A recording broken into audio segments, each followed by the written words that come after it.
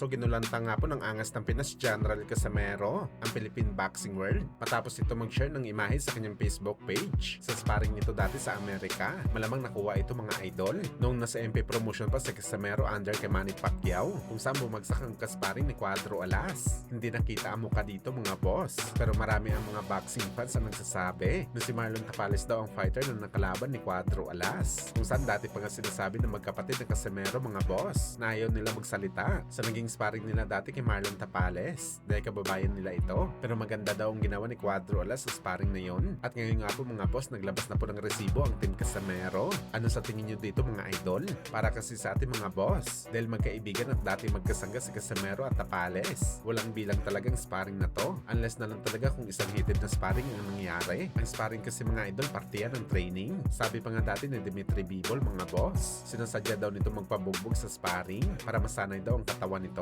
na tumanggap ng suntok sakaling dumating ang oras na mapuruhan ito sa aktwal na bakbakan. Samantala matapos nga po mapabalita mga boss na isang araw pa lang sa pagbenta ng ticket sa bakbakan ni Ryan Garcia at Conor Ben, gumawa kaagad ito ng record kung saan $6.3 million ang ticket revenue sa laban ni Ryan Garcia at Conor Ben sa isang araw pa lamang. At meron pa mga idol halos 50 days bago ang laban ng dalawang fighter. Sabi pa nga ni Boss Turkey mga idol, masasama daw talaga sa history ang bakbakan ni Ryan Garcia at Conor Ben bilang pinakamalaking ticket revenue sa boxing sports. At inaasahan din ng mga boxing fans mga idol na posibleng sipain ni Ryan Garcia at Conor Ben ang natalan na record ni Naoya Inoue at Junto Nakatani bilang number 4 sa pinakamalaking get revenue sa kasaysayan na $32.1 million.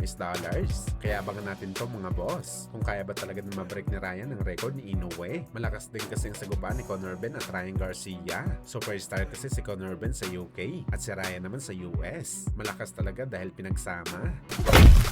Sa kabilang banda naman mga idol, Yordenis Ugas. Hype na ulit ito bumalik sa action sa ibabaw ng boxing ring matapos ito manalo sa Mexico sa kanyang comeback fight kung saan number 1 pa rin na target ni Ugas si Manny Pacquiao na makalaban. Maangas pa nga na sinabi nito mga boss na duwag daw talaga si Pacman dahil ayaw daw nito labanan si Ugas sa rematch. Takot daw matalo si Boss Manny. Well, para sa atin mga idol, kabilang si Ugas sa mga fighter na gusto na lang talaga mag-cash out na malaking pera. Wala na kasi point mga idol para labanan pa ni Pacman si Ugas. Bibigyan lang ni Ugas si Pacman ng malaking problema. Imbis na kumita si Pacman, baka mag-abono pa si Boss Manny kay Ugas. Hintayin na lang ni Pacman ang laban nito kay Floyd. Dito pwede siya makagawa ng history at kumubra ng limpak-limpak na salapi. Mas malaki kasi ang value ni Floyd na 50 anyos kumpara kay Yordenis Ugas.